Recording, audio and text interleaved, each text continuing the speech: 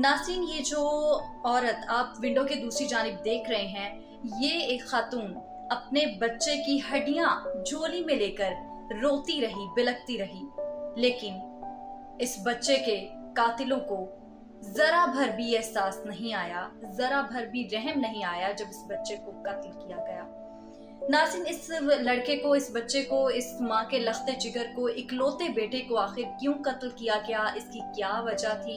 आखिर ऐसी क्या दुश्मनी थी कि जालिमों ने इसको कत्ल ही कर डाला, इसकी जान ही ले ली? कहानी के हकायक क्या है, आपको वीडियो में आगे चलकर बताएंगे। इससे पहले हमारे यूट्यूब चैनल को सब्सक्राइब कर लीजिए। नासिन, ये लड़का लाहौर का रिहायशी है जिसका नाम मार्शल है। नासिन, इसके 3 बच्चे हैं माशाल्लाह से, और ये एक हंसी खुशी और खुश खरम अपनी शादीशुदा जिंदगी गुजार रहा था। नासिन, सुबह के 4 बजे कुछ लोग इसके घर में दाखिल होते हैं और इसको कत्ल कर देते हैं। सुबह के 4 बजे फजर का वक्त होता है, अजान हो रही होती है। उस टाइम अल्लाह के हजूर लोग सजदा कर रहे होते हैं, अपने अल्लाह के पास हाजिर हो रहे होते हैं, अपनी नमाजें अदा कर रहे होते हैं, और उस वक्त उन 6 लोगों ने इस शख्स को कत्ल कर दिया। नाज़रीन, इस शख्स का कसूर सिर्फ इतना था कि ये जो लोग मारने आए थे, इस मार्शल ने इन 6 लोगों की पुलिस को शिकायत लगाई थी। कहानी का आगाज करते हैं और आपको सारी तफसीलात बताते हैं। नाज़रीन, इस शख्स के कत्ल में 6 लोग मुलव्वस हैं। सुबह के 4 बजे ये लोग इसके घर की छत फलांग कर इसके घर में दाखिल होते हैं और इसको, इसकी बीवी और इसके 3 मासूम बच्चों के सामने 16 गोलियां मारकर कत्ल कर दिया जाता है।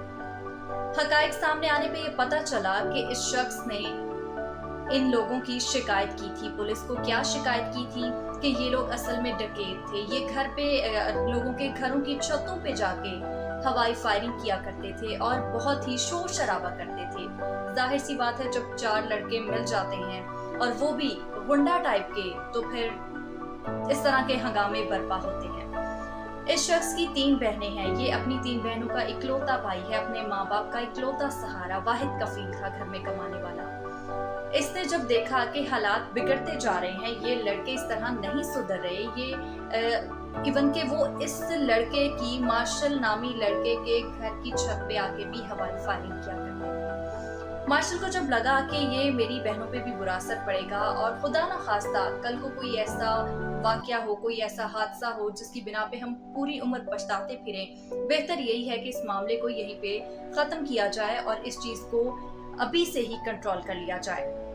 नाज़रीन, जब इसको पता चला कि ये मजीद हालात बिगड़ते जा रहे हैं, मार्शल ने पुलिस को कॉल की। पुलिस को बताया कि ये लोगों की घरों की छतों पे चढ़ के ये इस तरह के कारनामे करते हैं, इस तरह की हरकत करते हैं, लिहाजा इनको रोका जाए।